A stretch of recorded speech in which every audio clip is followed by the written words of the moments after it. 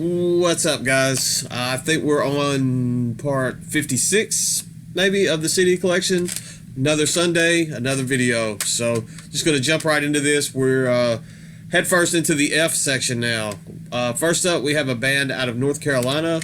This is False Prophet with their self-titled EP. This came out in 2019 on Heaven and Hell Records. Pretty good little slab of death metal, thrash metal, kind of a death thrash hybrid. Good stuff. This is a band that's been around since I think the early 90s, and then they had a bit of a hiatus, well, quite a lengthy hiatus, and then they got back together. I think they put out a full length after this, either that or another release, another EP after this self-titled. I'm not quite sure, but if they have, I would like to get my hands on that. Next up, we have a melodic death metal, kind of blackened death metal band out of Romania. This is False Reality with End of Eternity. I actually like this quite a bit more than I was expecting to when it came into my possession. I think I got this in a grab bag at one point. This was released on Loud Rage Music. I don't remember when this album came out. My mind's telling me 2013, but at my age, I don't trust everything that my mind tells me anymore. But this was a pretty good little slab of mellow death. It definitely has those little blackened nuances going on in it as well. But a good release there from False Reality was the name of that band. Next up, we have some folk metal out of Russia. This album is just, it's kind of mediocre. It doesn't even feel like certain areas. You guys know that I'm kind of a sucker for like atmospheric black metal out of Russia, because certain areas, just that general geography there has certain sounds.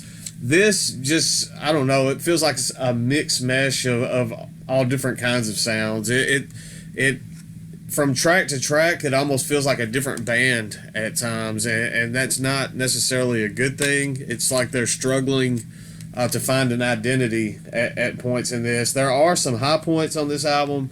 There are some things that I like, but the album as a whole just kind of misses for me. And I just, after listening to this, I really haven't picked anything else up from Fangorn. I don't know if I said the name of the album. It's Where the Tales Live On. That was the name of this release. But anyway, moving on. Next up, we have a German black metal project. I had forgot about this album till just about right now. I haven't thought about this release in quite some time. There's no writing or anything there on that spine, and I think sometimes when I go searching for something to listen to, with it just being that black spine on this, unfortunately, I kind of overlook it on the shelf. This is Farsot with their, I think this is their debut or their second release, entitled 4, but it's not their fourth album. This is black metal, experimental black metal. There is a track on here, I believe it's the last track. There's no track listing or anything on the back. I think there's about 6 or 7 tracks from what I remember, and the very last track is like 20 minutes long, but it happens to be my favorite track on the release. Not much to see as far as the artwork. You have the band name and stuff there on the inside, Farsot, and it's just the Roman numeral 4. So, well, it's not even the Roman numeral. It's just 4 lines for 4. The Roman numeral is not even 4 lines. So, it's black metal. It's some pretty well. It has some ferocious black metal going on at times. Kind of shrieky vocals. Usually I'm not really into that style of vocals, but it's not through the whole album. It kind of fit in well, kind of with the music. I get some strong Shining vibes from Farsot at times as well. But that's a pretty good album. That's one reason I like doing these videos. I hope some of you guys are enjoying watching them, but it's fun for me because I revisit things in the collection that I haven't thought about in a while. Next up, we have some thrash metal out of Greece. This is Fatal Mutiny with Existence in Extinction. I was super high on this album when it came out, and I still love this album. I think it came out around 2018. 2018 is what my mind is telling me. It was released on Secret Port Records. I've never heard of Secret Port Records outside of this album, and I make no qualms, especially early on in this channel. I was struggling to try to get my footing into thrash metal anyway. I was trying to force myself to enjoy it, and I was just, the more I tried, it seemed like the more I disliked it. And then something like this came along, and this absolutely floored me. I still love this album. The vocals on this really do it for me. Just catchy goodness on this release. So killer stuff there from Fatal Mutiny. Next up, this one, not so great. This is Melodic Deathcore. I got this in I've talked about it several times in this series, in the CD collection videos that I've been doing. I bought those Metal Blade Records lots that contained a bunch of releases from Metal Blade Records. This was in there. This is Fate with Vultures. It's not bad. It's just, for me, there's not a whole lot of originality going on this album. It feels like they kind of were trying to clone what maybe Job for a Cowboy was doing at the time, even some early Suicide Silence. And if you're going for something with that sound, you would just go with the bands that have been doing it and been doing it well all along. So it just felt like that I said it earlier, just kind of struggling to find their own identity. But I mean, it's not terrible. It's just kind of there.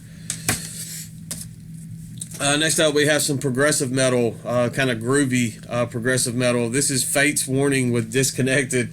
I know some people, especially some of the streamers, will probably be upset with me, just the fact that this is the only Fate's Warning album that I own. Not a big fan. This is okay. I mean, it's catchy, it's groovy. The vocals kind of irk me a little bit, but I mean, it's not bad.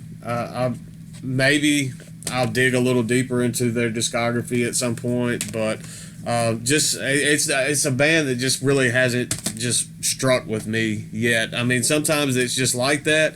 Band really doesn't click, and then one day it does click, and then you're like, hey, I have to get everything, and you spend a small fortune acquiring everything in their discography. Next up, we have Father Befowed with their full-length entitled Revulsion of Cerrific Grace. This is the only full-length that I own from Father Befowed, and this one is probably one of their worst. I like it. Go figure. I'm one of those people that tends to like the things that a lot of other people dislike. I can get down with this album. I dig it. Just kind of doomy, nasty, dark, deathy goodness. I think Justin Stubbs is in this project. He does the lead and rhythm guitars and vocals on this. Not sure if he's still making YouTube videos. I know there for a while he was kind of delving into his CD collection and showing his stuff there, well, I guess here on YouTube. Next up, we have a kind of a compilation from Father Befowed. This is Enthroning Desolation. It's a collection of demos, live, and rare tracks. It's pretty good. I mean, it has some good stuff on here. Some stuff not so much. I mean, it's just some of the live tracks, the sound on them feels a little off, but nonetheless, it's a pretty decent listen. If you're into Father Befowed, you'll probably like this. I mean, it does have some of their demo stuff that sounds pretty good. So, next up, more Father Befowed. This is another EP. This one is entitled Holy Rotten Blood. I think it's, 6 tracks? I mean, this one's good. I do enjoy this one as well. They just released an album this year, a full length, or I think it was this year. It was either at the end of last year or it came out this year through Transcending Obscurity Records. I've heard some good things about that one. I just haven't taken the initiative to check it out yet. I've had a lot going on in life so far this year, so I am a little bit behind on new releases. But nonetheless, this little EP here from Father Befowed, I did enjoy this one quite a bit. Next up, we have some deathcore, more deathcore out of Ohio. This is a band that actually my son got me into. He shared it with me, and he was enjoying it, so I started listening to it, and then I ended up liking it as well. This is Fatam with their EP entitled Imprisoned.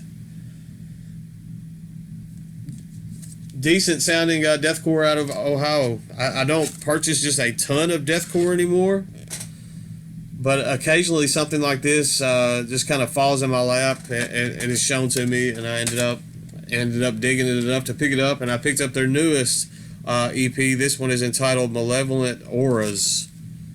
I think I like the Imprisoned EP a little bit more, but I dig this one as well. I could easily put either one on and find it quite enjoyable. So shout out there to my boy for finding a band for me, and the disc artwork is pretty awesome too on that one. So.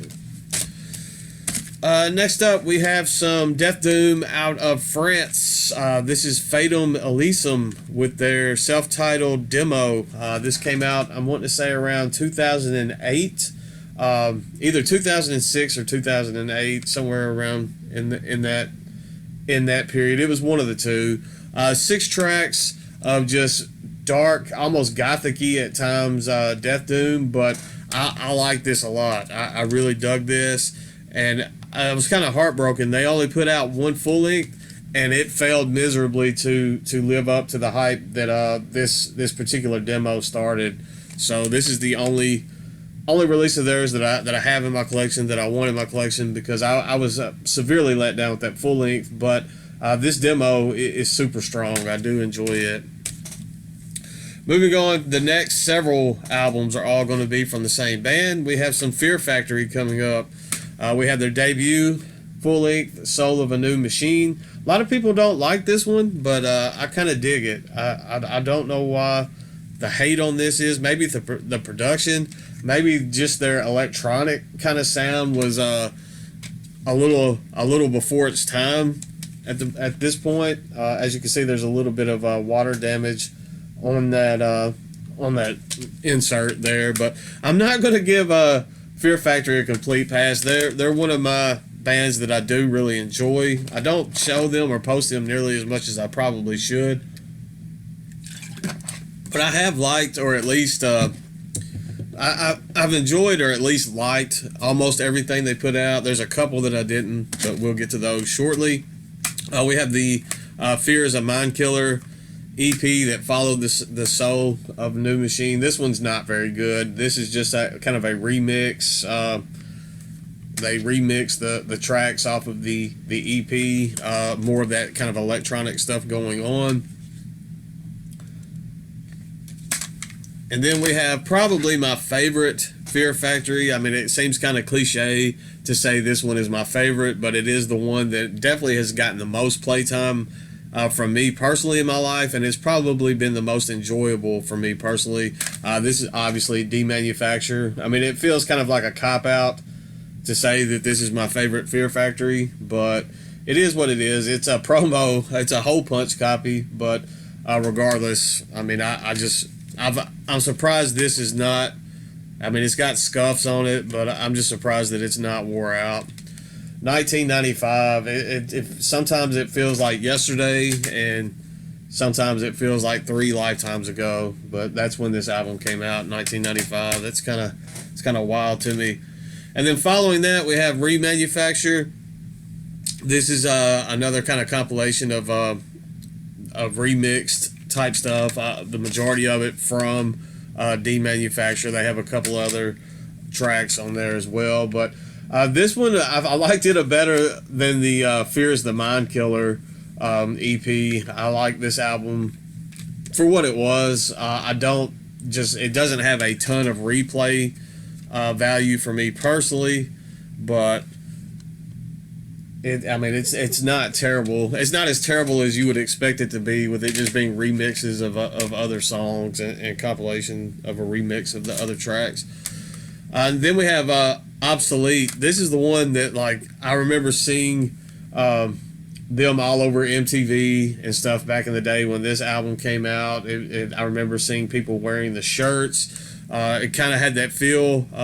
This was right about the time that nu metal was taking off, and you would see Fear Factory touring with these new metal bands, or at least being hyped in like the ads and with all the new metal type stuff. And this was a bit more accessible of an album than some of the other material that they had put out. I do like this one. I mean, like Edge Crusher, that song is super catchy, but definitely it's not my favorite Fear Factory, but it did get a lot of playtime from me back in the day.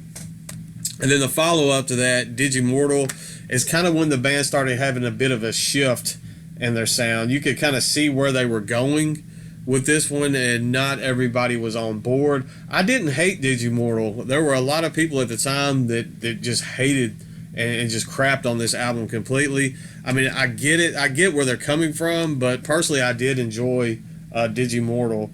Like I said, I kind of give Fear Factory a pass on some things that other people probably wouldn't give them a pass on. But the follow-up to Digi Mortal, you will see, is obviously missing out of my collection. That album was entitled Concrete. Funny story, I remember being excited. I was like, man, new Fear Factory's coming out. I got the album and I was listening to it, and I threw the disc out of my car window. I disliked the album that much, and I never picked it up again. It is not in my collection. I vividly remember ejecting the CD out of the CD player and just frisbee tossing it out of the car window because I was so upset with how horrible that album was. I will never pick up another copy of that. If one happens to come in my possession, then it would just get shoved on the shelf and probably never listened to again. But I hated the Concrete album. And then I thought I was probably done with Fear Factory, because you started having this stylistic shift in Digi Mortal. Concrete was terrible. And then they reeled me back in with Archetype. This is one that I really did like. So they kind of, it was like I can rekindle that love affair with you guys. You've done something that I really enjoyed, and I do like Archetype. I still play this one occasionally to this day. Pretty good stuff. And then they followed that up with another. I mean, this one or Concrete. I mean, this one I easily could have thrown out a window, just the same way. This is Transgression. I hated this album. It's not good. I don't remember anything about this except for the fact that just thinking about this album kind of pisses me off. So I probably won't be playing it again anytime soon. But I remember that I ranked Transgression right up there with Concrete. And then I get to thinking maybe Archetype was just a fluke. Maybe I don't like them. And then they come out with Mechanize. And I loved Mechanize. So I was like, they've got me back in. I won't say I loved it. I really liked Mechanize. I did. This one got quite a bit of playtime from me when it was released. I don't remember the particular date. It's showing 2010. That sounds about right. I was going to say I can remember the time period, like that general time period in my life where I was listening to this album. Maybe I just have rose-colored glasses on just because of the time period that I was listening to this in. But I did enjoy Mechanized quite a bit, and I enjoyed the next one as well, the Industrialist. I like this one quite a bit. It was in the digibook format here. Usually not a big fan of these digibooks, these hardback books, but at least a digibook digipack is more substantial than just a regular. It holds up a little bit better. It's not just going to fall apart on me like some of the other digipacks do. Speaking of digipacks, we have Genexis, and I loved this album. This is probably one of the better Fear Factory, latter era Fear Factory albums that I've heard. I dug this one. It felt a little heavier than some of the stuff that had been coming out before it. I have not got their newest album yet. I've heard it and I did like it. I just have not pulled the trigger on buying it yet. But this was released on Nuclear Blast, and we know at this point my feelings towards Nuclear Blast. Next up, we have some atmospheric synthy It's some very synth-heavy atmospheric black metal. This is Fear of Eternity with their Funeral Mass demo.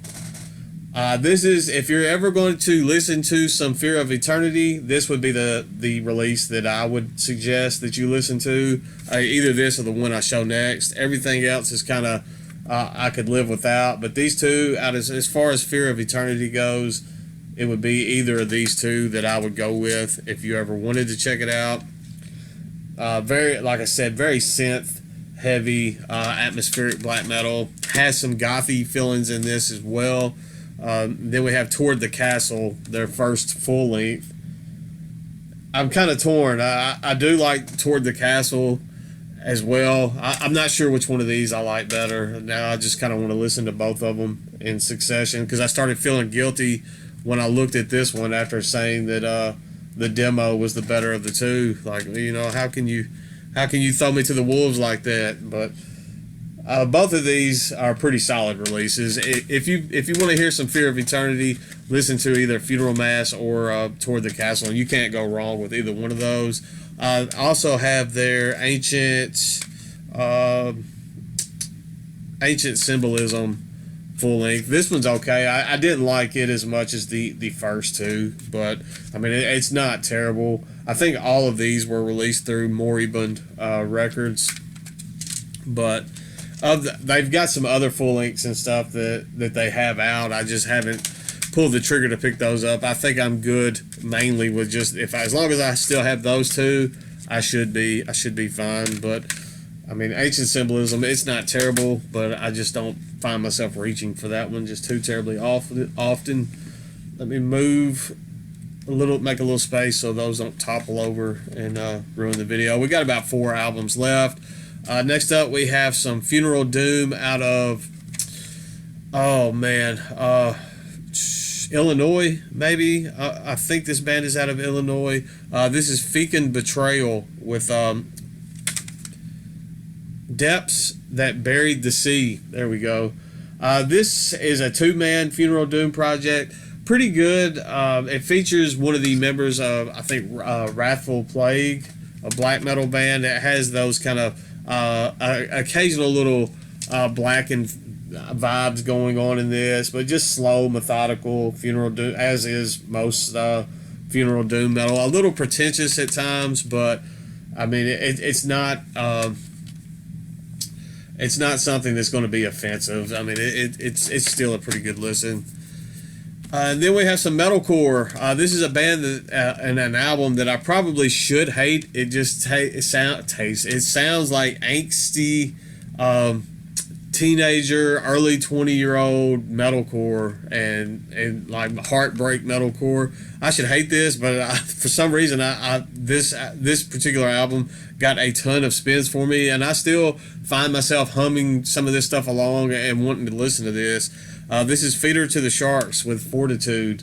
I've heard some of their other releases. Not a big fan of some of their other material. I don't know why I like this one as much as I do. I should not like this album. Like I kind of get disappointed in myself for liking this as much as I do. But it is what it is. I mean, listen to what you like, but it's just one of those kind of guilty pleasure releases for me. Then next up, we have some more black metal out of France, or I guess some more metal out of France. This is black metal, kind of depressive at times, kind of a mix between depressive black metal and atmospheric black metal, but it's the balance there hits just right. It's pretty solid stuff, and I wish I'd pick up some more of this band's material. I think they have 2 other full lengths, and I just never have picked them up. This is Feigur. It's Feigur with 2 Desolation is the name of the release. Very solid dose of atmospheric black metal. If you're into depressive black metal or atmospheric black metal, I think you could get into this. It's just the vocals aren't over the top. It just everything hits a stride that just feels absolutely right in this particular release. I don't have anything else from them. I've heard a few things, but I don't know if it's just because I've spent the most amount of time with this particular release. This is definitely my favorite of their discography, but maybe if I get the others in my possession and spend some time with them, that I guess that could always change.